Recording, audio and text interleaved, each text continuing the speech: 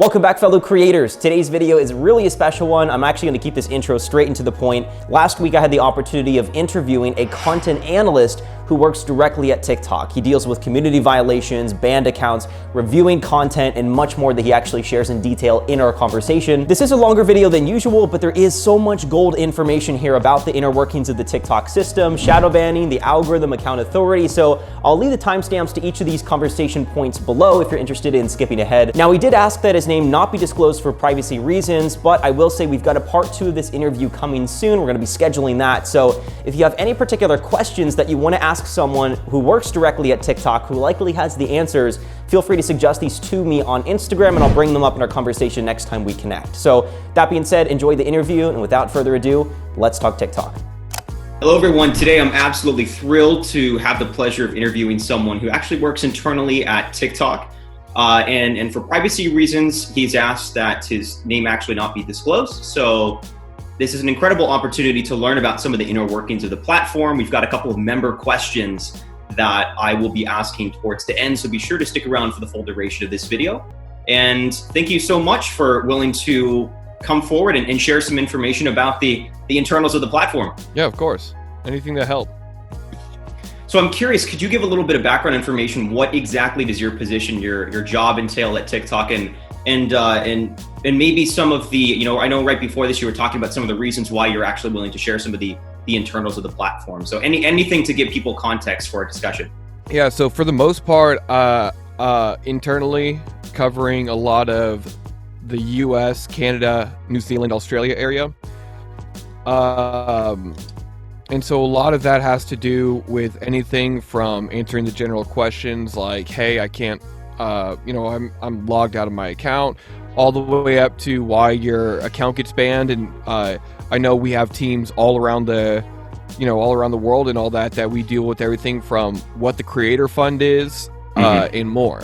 So, I kind of dip my toes into a little bit of everything there. Gotcha. Yeah, we'll be covering a range of topics. I know we've got some questions on the creator fund. And, the reason why I'm so apt to share it is because with, banned accounts, I know that's a big topic for everybody is, what's the line that they can go to with like content and not get banned. A lot of and I know for a fact that TikTok is really cracking down on these people, like, for example, promoting OnlyFans and all that. Like, they're using it like, oh my God, I can create so much money on OnlyFans.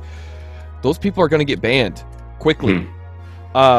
TikTok is a very good platform where they try really hard not to promote sexual, sexual websites, porn, all that. And so the reason why I'm so apt to share is because I personally love TikTok myself, just as much as everybody else. And so I want that community to be a lot better. Because sometimes the things I have to see when I'm working with banned accounts, I wish I didn't have to. And if people would just understand that it's not Twitter. You can't just post whatever you want on there and not think that it's gonna be okay. But then it also helps people create valuable content rather than creating shock value content. Absolutely.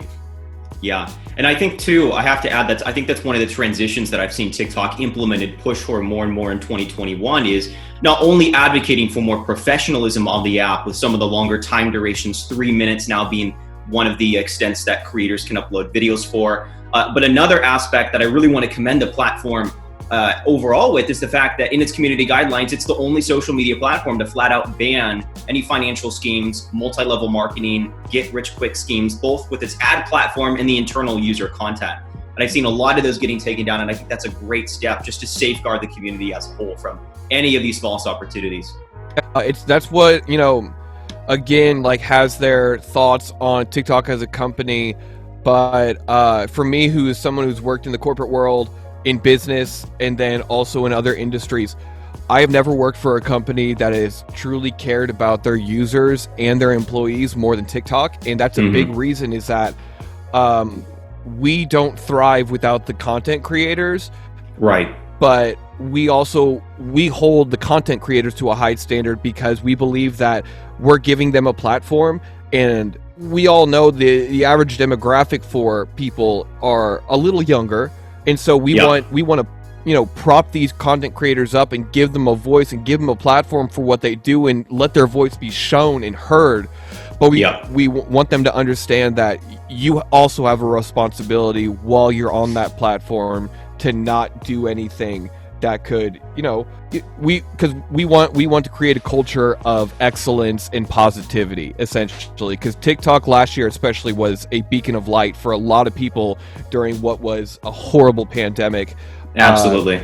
And law really shining through, and I cannot commend TikTok enough for that. And so it just another reason why really trying to prop up the community. Right. I have to add to that too. One aspect of TikTok that I've noticed very strategically I've been a fan of is the idea that I feel that they are trying to take leaps and bounds to break some of the common stereotypes on the platform. The household name of TikTok usually reflects and is representative of song and dance routines, and that is a key makeup of the culture overall. But I've noticed that they've really been pushing for different aspects of the culture in terms of expanding to different ages, different niches. I know the 30 plus demographic over Q4 in 2020 has expanded dramatically and shifted. I know a couple of guys that are part of a small business campaign that the TikTok marketing team has reached out to have them as kind of the shining face of what is possible for small businesses on the app. So I can't tell you, I know I've heard a lot about this internally from the platform already, but I'm absolutely thrilled that TikTok is willing to be proactive in really, truly building the foundations for what hopefully over the next couple of years will be another flagship social media platform. I was just talking to a couple people about that because my older brother has recently gotten on the platform. He's very good with cryptocurrency, and he just does little flashes of hey, like look at cryptocurrency and all that. TikTok is this great way of having digestible content that you can actually have some great substance to. Anything from taxes to food, lifestyle. Right. And, like you said, the way they're going and the way that, a lot of people are thinking right now that they are being harsh, or like they're changing the algorithm. Oh, it's BS because, I did this. I know I've talked in your group with your commending to you, Joseph. Your community on your Facebook is great. Appreciate hats that. Off to you. Hats off to all the people that are in it. They are great, of course. I know I've talked to a couple people where this misconceptions that everybody talks about is I'm Shadowbanned. Nope. And Shadowban doesn't exist. I work internally. It's the funniest thing because I've got to see it. I get it. We all have programs. I get to see the tier levels with that it does. Mm-hmm. You're not shadow banned. The content just is either not good or it gets flagged or downranked for something, whether it's reproduced content. I've talked to a lot of Twitch streamers and video game streamers. If you post a video that is directly from Twitch, mm-hmm. that could instantly be traced back to Twitch, TikTok doesn't want that. They want original content for the platform. So they're going to be like, TikTok is not going to upvote your Twitch content or your YouTube content or your Instagram content. Going to upvote original content that was clearly made for the platform. Yeah. I actually have a scenario that I'm curious. And like you said, there are definite tiers. That is one, I think, gray area in my mind because I've seen some clear examples. And again, I do feel that people very willy-nilly slap a label of a shadow ban on their profile. But there are certain circumstances where it is, without putting that label of a shadow ban on their profile, very inexplainable otherwise. One great example actually is someone, you talked about the financial industry and being established and planting the seeds for hopefully something great on TikTok. There was a creator that I worked with who was one of my coaching students who went through a spree of deleting absolutely a mass of videos in a row, 10 plus videos. And the next day there was a 0% For You page ratio on their content. And I do have a video out on my YouTube channel about the concept of shadow banning. And of course it is a gray area of my mind. I do think there is some high level of suppression of content for certain actions that creators take, whether it's because of a community guideline violation. And I'm curious to hear your thoughts on this as well. And we can certainly break this down in a series of individual questions. But in general, that concept of a shadow ban, is there a tier of account suppression by TikTok? And what are some of the key actions besides a community guideline violation that users can take that can negatively impact their account? That's actually a really good one.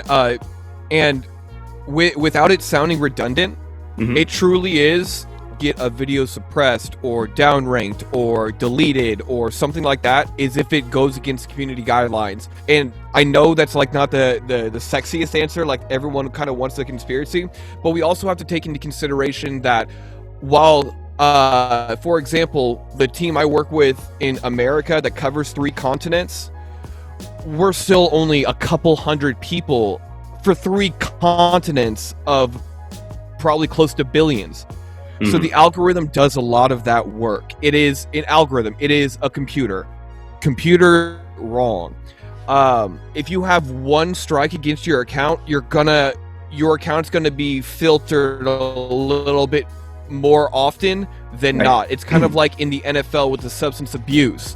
If you are somebody who has gotten multiple substance abuse violations, no matter how small, your random drug tests are going to happen more than not for other people. And that goes the same thing for the algorithm. So there are certain behaviors, your comments, how you comment to people. I'll read this off to you because these are great because these are the community guidelines, and I can read these to you verbatim without any issues, because what I see a lot of the time in mine is people don't read these at all, and so they think, oh well, there wasn't any nudity, I was completely clothed. The things that can get your downvoted on your account or banned for your device. That's a big one I want to talk to people about. Interesting. Is that you can get your entire device banned. No more creating TikToks, period. End of story. Like, you won't get another chance. Wow. Dangerous individuals and organizations. That could be anything from like terrorism, terroristic threats. We've seen a lot of that in the very unrest political times, with a lot of misinformation talking about, certain things. I'm not going to get into it because I've been too fired up on politics for a long time, but let's just say if you come out and say, oh, there's no way that this side of people could have done it, it has to only be this side, and I refuse, or like, oh, the election was a fraud because I have no evidence because of that. Well, that's it. Removed. I was going to mention on TikTok's newsroom, where they tend to post updates on the platform, way back in June, they had a list of hashtags, and I was hoping they would keep this a running list, but they had a list of hashtags that were currently recommended not to use on the platform because they were banned. I know there was a lot of controversy around some of the events back in June on the platform, and I noticed that out of the 10 that they mentioned, 9 of them were all political hashtags. So you're right, that really is a landscape of much controversy on the platform. Yeah. TikTok is meant to be an escape. It is, again, a private business. My favorite thing is when I'm working in that group with banned accounts, I really love getting a certain group of people, which when I say this, you'll know exactly which one. You're taking away my First Amendment right to free speech by banning. That's all. It's all well and good to give your opinion, but guess what? You are on someone else's platform, therefore you are on someone else's property. If you not abide by their guidelines, and if they say that it's misinformation, guess what? Sorry. And so dangerous acts, illegal activities, and that goes from anything from abuse of alcohol. We've talked about it. I have videos where I'm chugging a beer. So one of those things where I know a lot of people like to do party videos. Those, if you like just do a video where you're slamming like 7-8 shots back to back, that now we're getting into dangerous territory where we're teaching people, this is how you get drunk, this is how you do this. That's when it becomes abuse of alcohol, instead of just like, periods about my videos, because I have one where I'm like, it's a funny thing where how fast can I chug a beer? There's always that line where it's good content to where you can get banned. There was a big trend going on, I think way back in September, similar to chugging a beer. People were shotgunning Budweisers, and that was a massive trend. I can't tell you how many different coaching students that I ran into that tried to participate in that, and that was the very first community violation.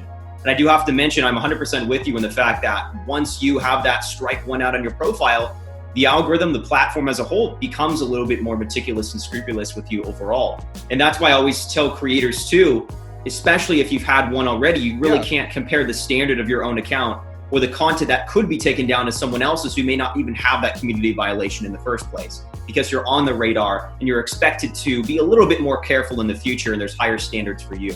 Yeah, not just that. It's not just higher standard, where it's just like, it's like when you get in trouble with the law in general, like, you don't get, like, after that, you're going to be scrutinized a lot more.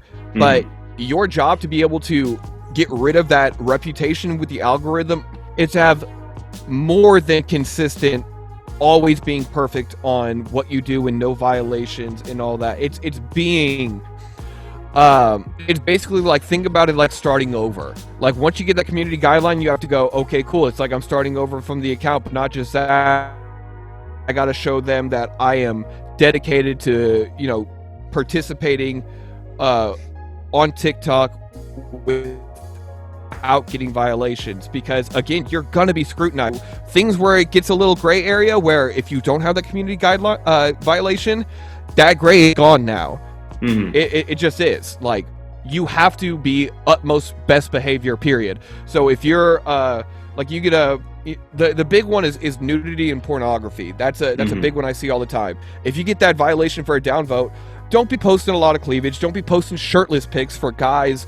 Don't be doing it to where anything could be taken as that. I don't like, once you get that violation, like, you don't get the benefit of the doubt that you weren't doing it. Because I see that a lot with, well, you know, I wasn't naked or anything like that. You're promoting a pornography website. TikTok is not going to, you know, posture you with an audience to promote pornography on a website with anyone under the age of 18. Yeah. What about for the average user? I mean, the average user, obviously, with the exceptions of an isolated few, may not be actively promoting some of these, you know, the external porn sites. What if someone, I mean, you see people in bathing suits or shirtless guys all the time on the platform. Let's just say, for theoretical sake, one of those videos does get taken down. What's kind of the timeline for recovery? So the good thing is, like, you gave a great example with bathing suits and all that. We allow that because it, again, the algorithm will flag it, but then it comes to us. Then it comes to a human being, and we watch it. If you're dancing by the pool in a bikini and all that, it's summer and you're enjoying it, go for it. For example, if you are 16 is kind of where, like, a lot of gray area comes from for the platform, just because the age of adult for all these different countries come. Like, we're gonna flag it if you're like 14, 13 or younger, and you're not in a protected account, and you're to protect those users from child predators that are using that app to be like, all right, what 9-year-old now is gonna listen to Positions by Ana Grande because I literally just had to ban a child predator from reposting his collection of girls dancing to that song specifically because it says "Me to the Daylight." Yeah, like, and we're very, like, we try and make it a protecting platform. But shirtless pics for guys are passes. For females, like, if you're wearing like a crop top or bikini, or like, where you're not trying to be like sexual, you're gonna get a pass. But the ones where it's just like, we know you're wearing this certain outfit because you're trying to accentuate it, and a lot of your camera angles are specifically going to the certain areas. Yeah. Like, we know what you're doing. A lot of those discernments are subjective based on your own analysis, correct? So when we see that disparity with content between maybe someone in the bathing suit who's 17 versus someone else who has maybe the same outfit, and I've come across many conflicts of one video getting taken down the other, you're saying it ultimately comes down to that human decision. Or is there an objective list that you guys have to check and have to apply to each piece of content that is, you know, under subjective review? Yes, we have our own standard operating practice. We have our own rules we have to go through to do it. And again, it comes down to the human element of using our best judgment and using the context of the video. Again, a lot of the times, you know, if you're dancing in a bikini and all that and just doing it, you can appeal. You can appeal, and trust me, we reverse a lot of stuff, and it wipes everything clean. Like, no community strikes and all that, and you go back, everything's good. But again, when you do that appeal, we're gonna fine-tooth comb everything. So if you posted a video 6 months ago that kind of started getting us on your radar, and then you posted one that like was gray area, and that's what got your account banned, you don't get the benefit of the doubt. You just don't. What do you look for in an appeal? Rush to appeal. What we look for in an appeal, we look for context. We look for intent. It's the same thing like when you're I hate to do it for like law, but we're looking for the benefit of the doubt. We're looking for beyond a reason, beyond a shadow of a doubt that this video was taken down unjustly. But again, if it's like one of those things where it's just like, yeah, like 3 weeks ago you posted a video or on your live stream or in the comments where you kind of already alluded that this wasn't a one-off incident or an accident, benefit of the doubt. We run into that a lot with again, the pornography and nudity. A lot of people use the TikTok because it's a really, really good way to get a lot, like just be. There's a lot of beautiful women on the platform who are fully dressed the whole time, and then after they build a following, they'll be like, "Oh yeah, by the way, I have an OnlyFans." Yeah.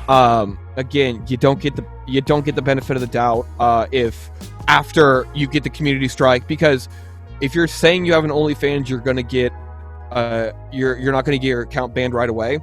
But if you keep doing stuff that after you tell people that, and you keep trying to drive people that, or like doing things sexually, again, don't benefit the doubt. Same thing with hate speech.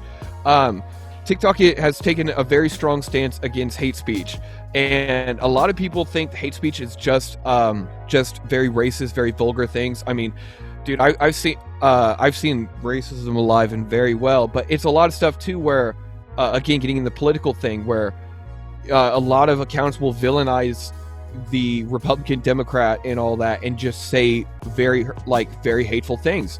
You're out. You're done. When you say you're out or you're done, what does it look like practically for the creator's timeline? Does it just mean that 0% for you page ratio, or what are we looking for to determine when something like that goes into effect?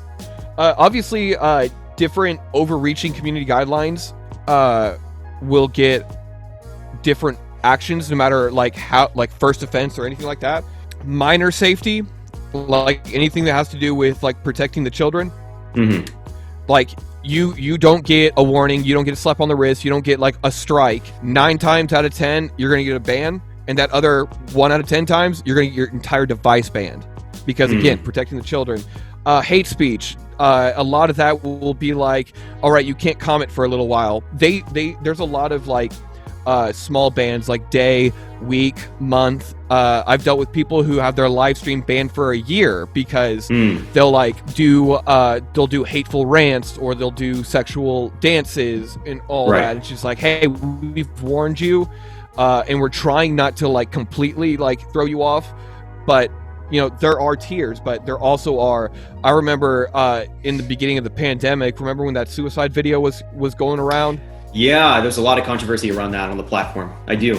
That video is still circulating, and because of the severity of that video, and because we've already told people to do it, if you're sharing that video, like again, it's a device ban. It's promoting suicide, whether glorifying it or vilifying. But if you share that video at all, like it doesn't matter. Like your account, it's gone. You will never be able to, with that iPad, iPhone, whatever, you will never be able to use that again. And when I say device, a lot of people think, okay, cool, like I'll get another Android phone, or I'll get this, or an iPad. We know the IP address you're doing it from. Yeah. So one question that I'm really curious about is, does TikTok always strive to communicate these limitations or bans in the notification stream? I know one article that they put out on their newsroom back in, I think it was August 24th, if I'm correct, and I'll link it below this video so people can check it out. TikTok talked about how they're trying to do a better job of communicating not only the guidelines, because a common complaint that a lot of creators will have when joining the platform is there is no pop-up window that tells you, here's a list of everything that you need to do. Of course, you do sign that EULA that you've read through the the community violations when you first sign up for a profile. I mean, there's a lot of irony in those. But at the same time, I'm curious, to what extent does TikTok communicate these community guideline violations or different tiers of limitation, or are a lot of them actually unknown, and a creator may go 4 weeks of creating content without being aware of the state of their profile? Oh no, they'll know. Okay. And you definitely said it. There was a big over the last couple months, just because the overwhelming. Again, TikTok has expanded, especially here in the States. Probably about 200 times over on staff. Wow. Back in February and June, when it was popping off, the number of people that handled Canada, USA, and New Zealand like we do now for a team was 30 people, period. And so again, that's why a lot of stuff was algorithm driven, and a lot of stuff we tell you now. We straight up tell you. We say you violated this guideline, this video for this reason. You don't go weeks without knowing it. Like, you get told. And it's one of those things. It's kind of like, I know you said it. We give you the community guidelines. They update it all the time, daily. You knowingly sign off on it when you create an account. It's a privilege to be on the platform. So if you don't read the community guidelines and stay up to date on it, that's not TikTok's fault. That's yours. That's like saying, hey, that's like me trying to talk out of a speeding ticket because that I went from a 60-mile-an-hour zone to a 30-mile-an-hour zone. Yeah. The officer's not going to be like, well, you're right. We probably should have told you. I'm sorry. No, it's your job to be responsible for your account. We do tell you when you violate, and we do tell you all that stuff. But at the end of the day, too, you have the community guidelines. They are updated all the time, and they are posted all the time. If you're not reading them because you don't want to, that's just not our fault. I run into that a lot, where it's just like, oh, I didn't know this was against the guideline. What do you mean you didn't know that was against the guideline? You're literally posting a video from Pornhub that literally is like one of the first ones. What do you mean you can't make terroristic threats on the platform? You've given me a great idea. I'm thinking about instituting some sort of an update guideline series similar to what I'm doing with the platform overall, where we just analyze some of the recent changes just to keep people in the know of different alterations with what's allowed and what's not on the platform. I am curious though. So you're saying there's nothing that flies under the radar as far as suppression on an account. If you are banned, if you have a strike or a community guideline, you are going to be in the know as a creator. Is that correct? I'm clarifying this for whoever's listening. Yeah, you're gonna be more apt. Again, I like to use it as the random drug test. You're not gonna be like every single post is gonna be scrutinized all the time. It's just that algorithm and people sweeping your account, making sure you're in the up and up, is going to be more frequent than somebody who just never has a guideline. Right. I was going to ask, what about mass reports on videos? You hear people having the ability to flag content at scale, and there's been many examples where, and there's a screenshot actually that I've referenced in one of my previous videos, where someone will get a notification and there's not a specific rule that they violated linked to that. It was taken down for community reasons, I think was the rationale. So how do mass reports by users flagging that video play into it? And can people just do it for any reason whatsoever? I mean, even if it's let's just say, the most innocent video possible on the platform, can people take that down if there's enough scale behind it? That's a slippery slope. If there are enough people flagging it, at least temporarily. Again, that's when it comes to the person, it gets reviewed. If enough people at scale of anything say, hey, you should probably check this out, we're probably going to check it out. Yeah. But again, if it just comes up and it's just like, why did this get banned? Or like, why did this get flagged? We'll let it go. Again, it'll be wiped clean, no community guidelines strikes. We run into that sadly a lot. Again, this comes down to the harassment and bullying. A lot of kids will do it, and we end up actually banning the other accounts because they're creating harassment, they're bullying, they're it falls into that guidelines of them using power and leverage to do something like that. So interesting. I like that happen. I'm happy to hear that there's a countermeasure for that.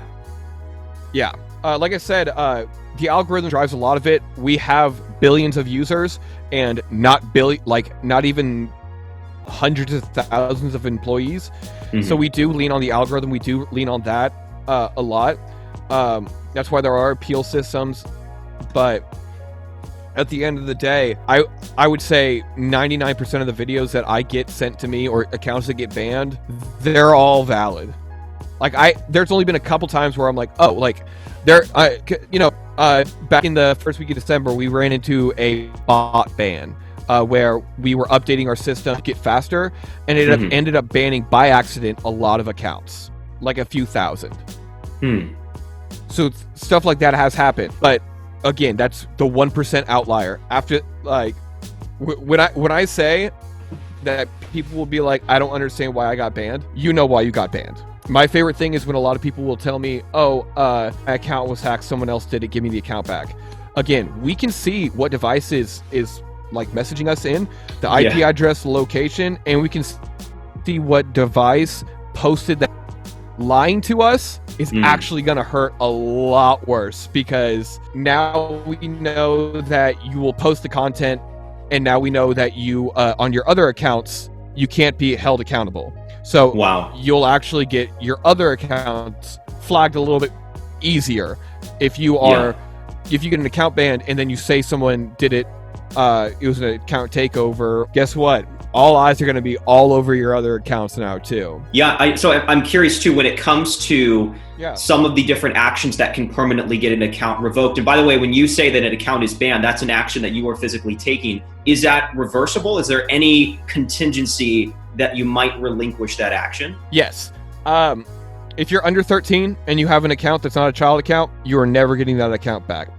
And you call that a U13, correct? Yes, U13. If you get banned for violence or something like that, there is an appeal period. You have 30 days after the account is banned to appeal. We don't even personally ban it. If we see that it is, we send it up to, we have a separate group that I'm not going to get into and can't get into, but they are literally like masters of everything that is TikTok, all the rules and everything like that.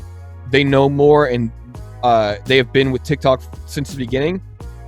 If they ban your account, if we send it up to them and we say, hey, like, this account is banned, you're not getting it back. Because again, 9 times out of 10, what I've been dealing with at TikTok, your account getting banned, it's valid. So it's not getting back. But you can appeal it 30 days after it. If it truly was an accident, or it truly was, we need to review the context or the intent of the video, yes.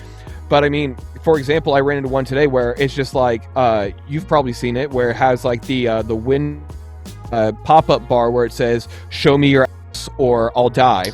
A lot of people do it funny, and like they'll do it off screen, and the guy's like, oh yeah, we know what's going on, but it's off screen. So it's just like, it's funny. For you to actually get your account banned, it's already gotten to a couple stages of review, and both stages signed off and said, yep, we're banning this account. And do you really take into, so the last question here as regards account suppression, do you really take into account what people, so you're saying essentially that appeal box really does matter, both on individual videos and for your profile in that 30-day stint after all? I mean, that has a heavy weight in whether or not your account will be reinstated. You froze for a second, so I only got something about the 30-day period. I was curious, you were saying that whether it's for an individual video with you appealing in that box, that option that you're given, or for the profile overall, what you say does have a heavy weight in convincing the human on the other end to grant you lenience. Yes. Yeah, it really does. I cannot tell. I love that. I love the way you said that. The way you say it. So a lot of the times when we ban accounts, again, it's for a valid reason, or it could be a mistake.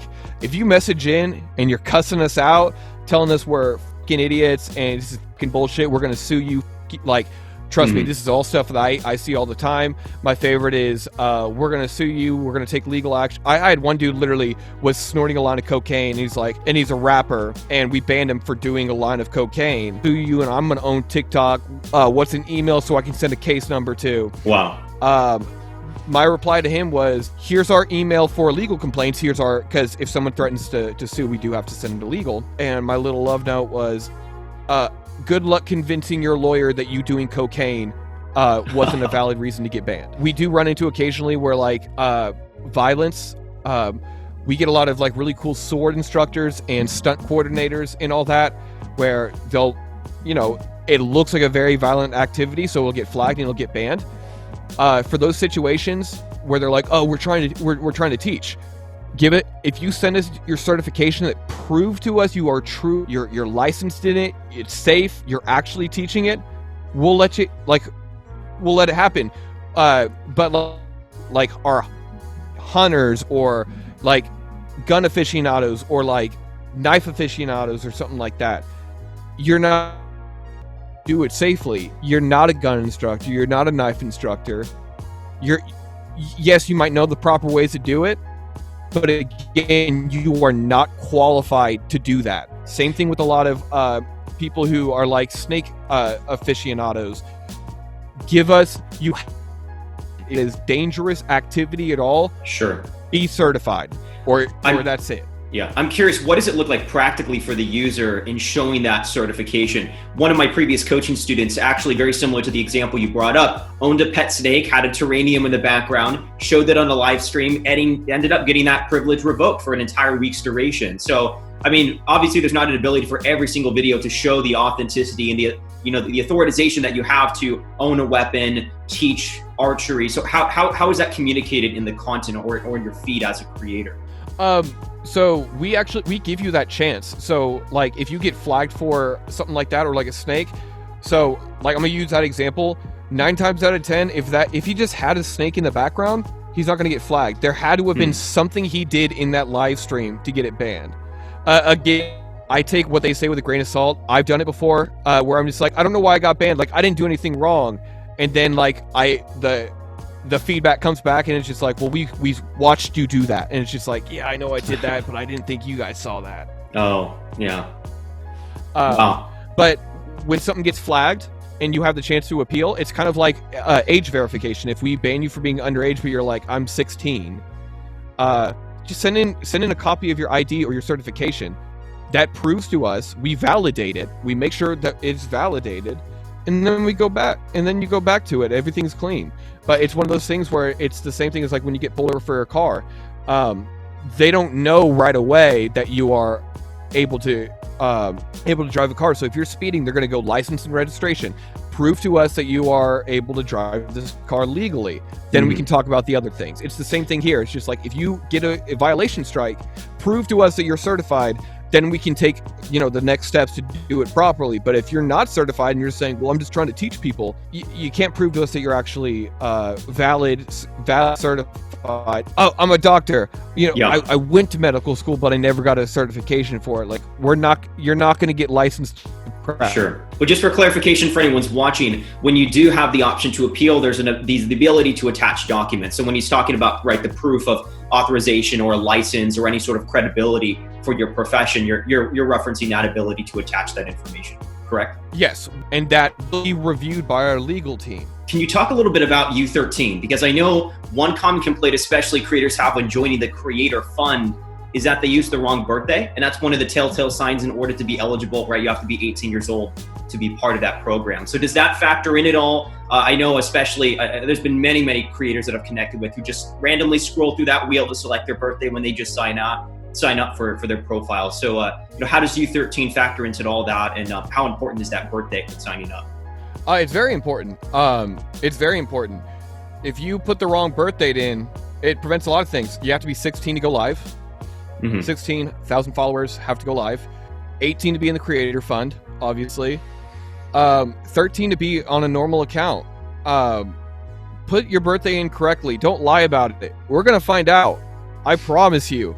Because I run into a lot of kids that, like, they'll not put the right birth date in, but in their bio, they'll be like 6th grade, 8 years old. It's just like, we see that. Put your birthday in correctly. Abide by the guidelines. It's there to make everybody happier and make for a better experience. With the Creator Fund specifically, if you put in a wrong birth date, again, you have a chance to message in and say, hey, I put the wrong birth date. Can you update it for me? How does one do that? But again, you're going to have to... Where does a creator have the ability to contact? It's the same place you can do any kind of feedback. If you go to your app, community guidelines is right here in your app, right there next to log out, where you help center, report a problem. Help center is a lot of frequently asked questions, helps you do a lot of that kind of stuff. You can search for that, but then report a problem. Go there. It gives you a lot of topics, notification, live payments, rewards, video, sound, feed, search, account and profile. Go there, account and profile, and it gives you all the options to update everything and send that in. If you don't have the right birthday, do it. But again, you're gonna have to prove, and that's where we log into a lot of things. Is that like a lot of people are lying about it, and it breaks my heart. I was the same way. They'll be like, "Yeah, I'm 18. I should be in the Creator Fund. I have like so many followers." Well, you're not 18.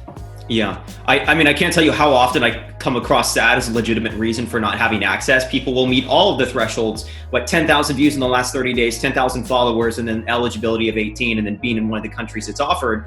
But I was, when asking about the birthday, they know for a fact they didn't sign up with their correct birthday. They just scrolled through that wheel to select a TikTok account. But that's great that we have that clarification and have a method to rectify that. You're saying go ahead and actually contact TikTok and hopefully resolve that issue. Yeah, again. Example of how much TikTok loves its creators. We have a creator fund. You literally are getting paid for the views you make on your account normally. Like, they're rewarding you for posting your TikToks normally. No other app does that. No other app has a specific fund inside its app to say, thank you for keep creating on this account. We're going to start paying you now. Oh, by the way, you can also get paid for your lives too. Go ahead and have people pay you just to go live and like talk. Right. No other app does that. TikTok truly cares and values their creators. That entail says you have a responsibility too. Mm-hmm. But because of that, TikTok will give you every chance to appeal, every chance to rectify and verify and do anything you need to do to make sure your account's on the up and up. But again, it's a privilege. Holding that responsible. It's the same thing with professional sports. The reason why they get paid so much money is because there's a lot of rules and guidelines they have to do and adhere to, and once you start breaking them because you don't think you have to, like, that's when you lose the privilege. It's a great platform. It really is. Like, I know friends of mine that have roughly the same amount of followers I do at like 15,000. They clear like $1,000 a week just from like live streams and all that. It's like, it's so feasible, and all they do is the same thing they do every day. I know, it's incredible. And like you said, I really like the analogies you've been bringing up so far, but to add one more into our conversation, it's TikTok, the journey, whether it's just you as a creator or your relationship with the platform, it's really a two-way street. If you follow the guidelines and you're willing to stick to the community standards and willing to, of course, appreciate some of the opportunities that the platform is throwing your way, it's only going to get better. And what I really appreciate with TikTok and the institution of the Creator Fund is the fact that they really haven't even tapped into the complete abilities that the platform can offer as far as advertising goes. I know they're keeping that really low key right now, and you're not getting paid for ads on your videos. You're getting, like you said, you're getting paid to encourage that creative process, and that I think is how the platform is going to continue to develop a positive reputation that is already underway. And what app that makes people famous will willingly go, oh shoot, this video is doing really, really well. Let's push it to here. This tier list has like we'll push it to 1,000 people. Okay, 1,000 people are really liking it. We should keep pushing it and make sure to like keep engaging. And you can go all the way up to like hundreds of millions of people. Instagram and Twitter. If your tweet starts doing really well, they go, we better suppress this. Because, unfortunately, that's the nature Twitter, of the platform. They'll do because they want you to pay for ads. TikTok's the opposite. They want to pay you. They want to pay you. And so with that, a lot of people forget that, and they're like, I'm Shadowban, I'm this, I'm that. It's just like, no, like, that's the exact opposite of what they want to accomplish with TikTok, because they make so much money from users being constantly engaged in viewing, so they want as many different creators constantly viewing and engaging as possible. Mm-hmm. It's a great experience. Shoot, we've talked about it. I had a viral video go 1.8 million. It took me 30 seconds to make. It's helped create a lot of stuff, but it literally was a 15-second video of just real life human stuff and went viral. Again, it rewards authenticity and creation and getting that engagement. So again, the reason why I wanted to come on and talk with you, because one, I love what you're doing. I reached out to you a month or so ago because I love the content you're doing and love what you do. I think you're incredible what you do. So appreciate that.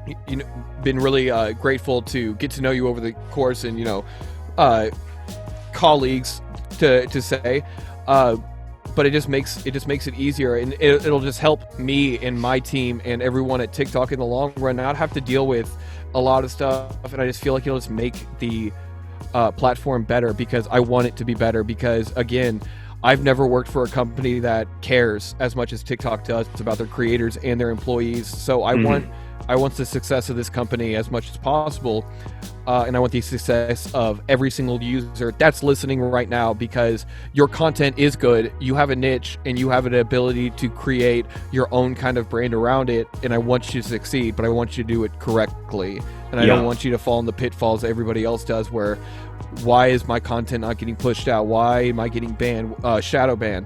No, I want to arm you with as much tools and knowledge as possible, because I want to see you succeed, and I want you to succeed greatly.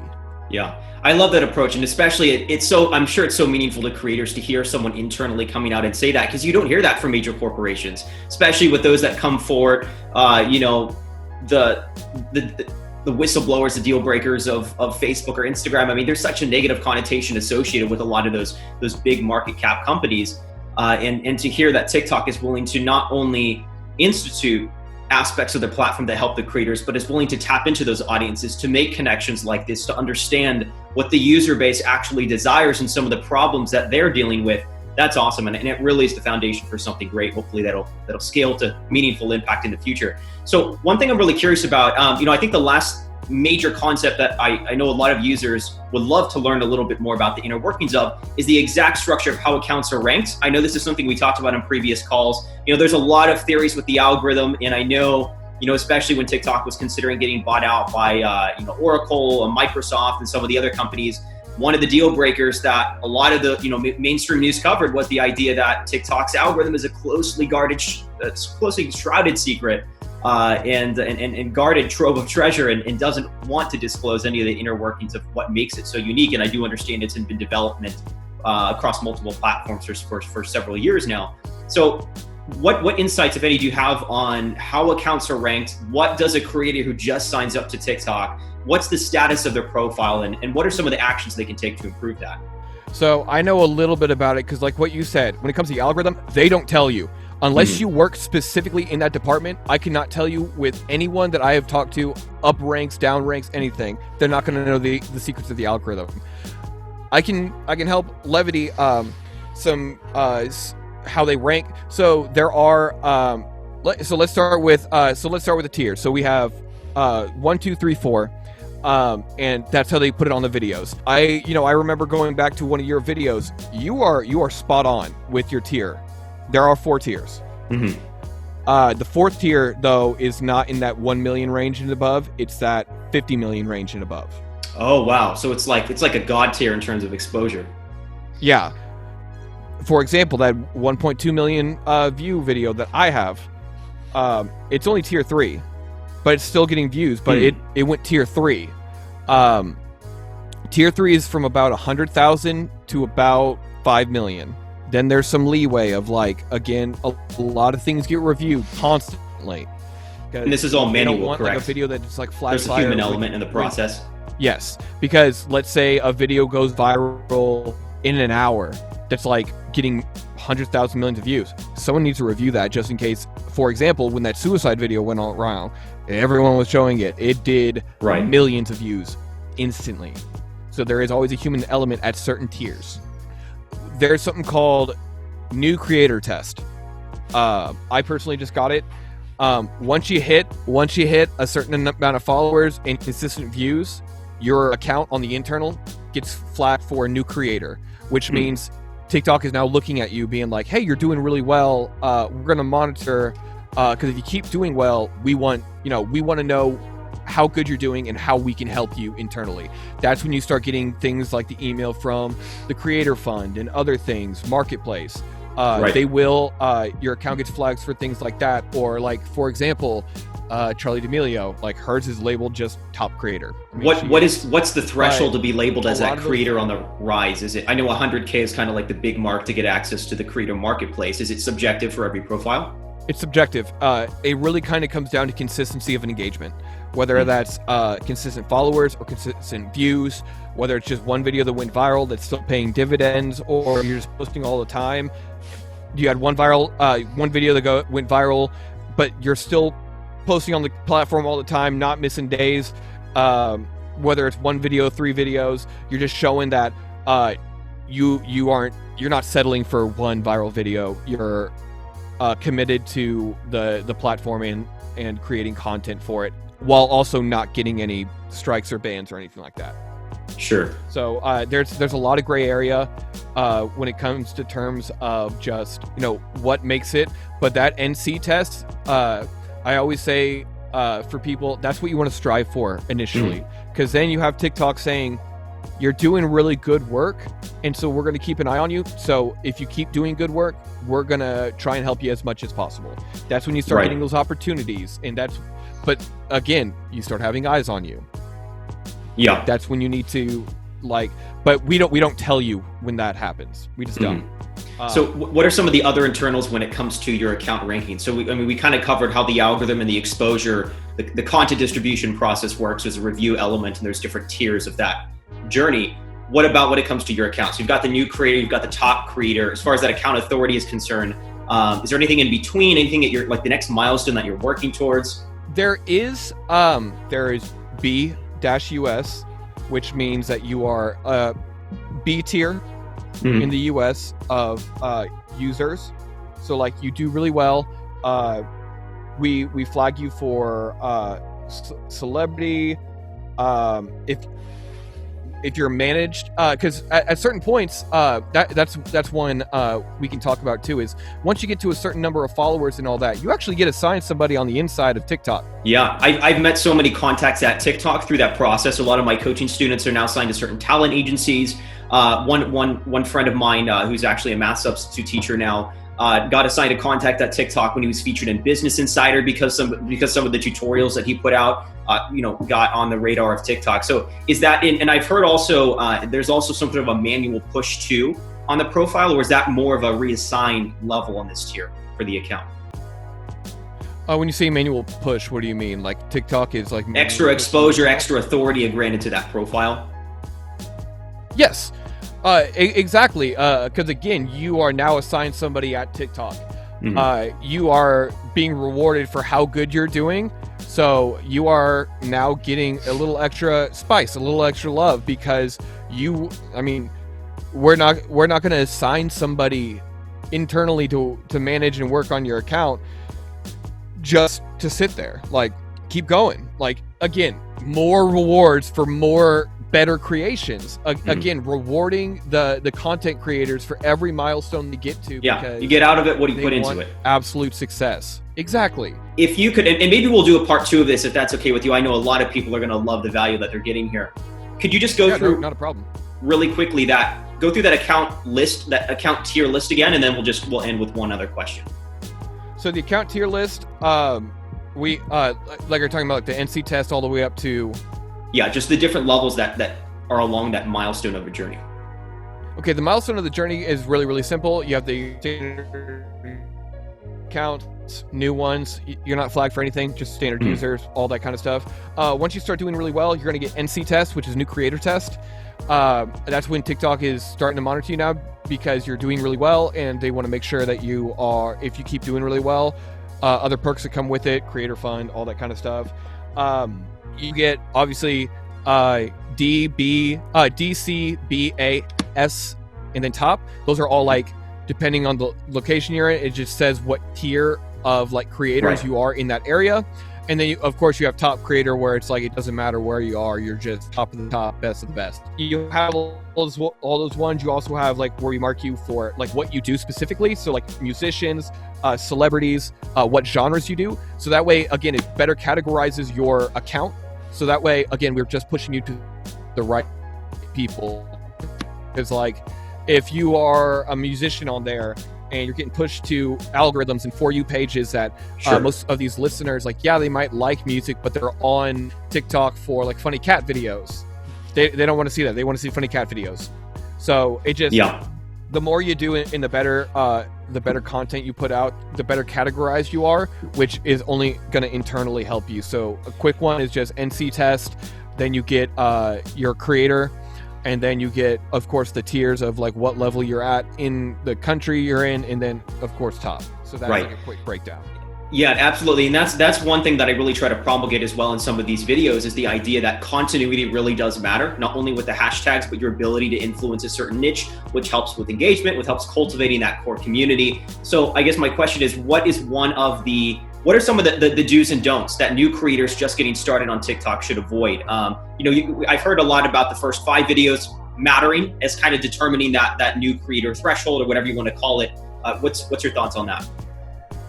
It does, but it's also kind of, it's a cheeky little thing that TikTok does, is your first 3 videos are going to get pushed regardless, because it creates that little addiction. My wife just randomly created a TikTok, posted one, just randomly, no time, just a weird one, just of her not even really doing anything.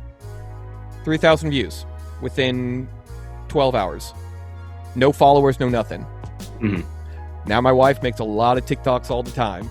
It's just that little thing where it's just like, oh, people are watching my stuff. But so those first videos, when creating an account, they're going to get pushed because they want to create that little addiction to it. But then after you get that NC test, what I always find new creators do, and a lot of creators do, is then they fall into the pitfalls of kind of losing sight of what got them there. Mm-hmm. Essentially, like let's say they were doing like funny videos, now they become obsessed with the number. Right. I've been there too, where it's like, okay, cool, my videos that I'm doing, I'm a musician, posting just a lot of videos, not of music, and I'm just like, oh, it's because I'll get wrapped up in the number and be like, oh, I'm just trying to get those numbers, but it's just like, no, like keep doing what got you there. But throw in that culture stuff, because again, TikTok is it's a culture. We've talked about it. Again, great advice. What you're saying is what a lot of TikTok preaches, and you just know what you're doing. But don't lose sight of that. Don't lose sight in following every single trend, because then you run the risk of alienating actually getting a community, because then you just get followers to get followers. And someone might have followed you for this funny dance video, and now they expect to have that, but then you post this video and they didn't want that, so now they're not engaging with it. And so that's when you get a lot of these creators that have like 100,000 followers and their videos don't get views. It's because there's no continuity, there's no rhyme and reason for their content. It's just I'm trying to get as many views as possible. Yeah, and not only that too, but I know a common pitfall that a lot of creators will fall into is that mental trap of trying to hit those thresholds because they understand it's a viral opportunity. They go in with setting a goal of 100,000 followers. In reality, you can't physically control 100,000 people's ability to hit that red follow button with their thumb on your For You page. But like you're saying, they can control their message, their intent with their content. And that meaningful impact is what creators should be cultivating, not necessarily those vanity metric thresholds. Exactly, because I mean, for example, going back to mine is viral video, over 1 million views, only got about 15,000 people from that, but they didn't follow me for music, so now the stuff that I'm doing musically is suffering a little bit. But what I've done is I've taken the time just to consistently post what I wanted to do again, and those views are going back up, because everything balances out again consistently, rewarding you for consistently doing it and doing that. Just focus on what made you that creator in the first place, because again, your niche is in TikTok for a reason, and that's why they want you to succeed, is because they want all those little niches, whether it's music, whether it's food, whether it's outfits, whether it's lifestyles, whether it's travel. Like, don't think you have to be a jack of all trades, master of none. Create your content and do what you do well. Yeah. And the last note that I want to add too is that's, I just want to bank upon that idea that TikTok really is a fertile opportunity for all people, regardless of your niche, regardless of your age. That's one of the ways that it's really cultivating exposure in the social media market, is presenting that viable opportunity for everyone. So it's just all about figuring out that viral package. And having a good intention on the platform, not just seeing it as a viral opportunity, but to understand more about your creative capabilities, the best way to package your idea. So I know you've got to get going, and I'll let you go, but I appreciate you coming on. This really means a lot, and we'll certainly we'll reconnect and we'll talk about your profile and maybe a part 2 of some of these ideas, because there's a lot more questions that we could have covered. Yeah, I'm always down for a part 2. You got my phone number, so let's set another one. I'm always down to talk more, because again, my goal is to just give you as much information as possible to use TikTok to the best of its ability, and for you to be the best user as possible. So that way it helps my team out in the long run, so we don't have to deal with as many banned users and angry users as to why they get their accounts or videos taken down. And then also just create, because if you keep doing well and succeeding in TikTok and on the platform, we succeed well together. And that's the end goal, is just we all want to succeed together. 2020 was a shitty year. Let's make 2021 a great one and do it all together.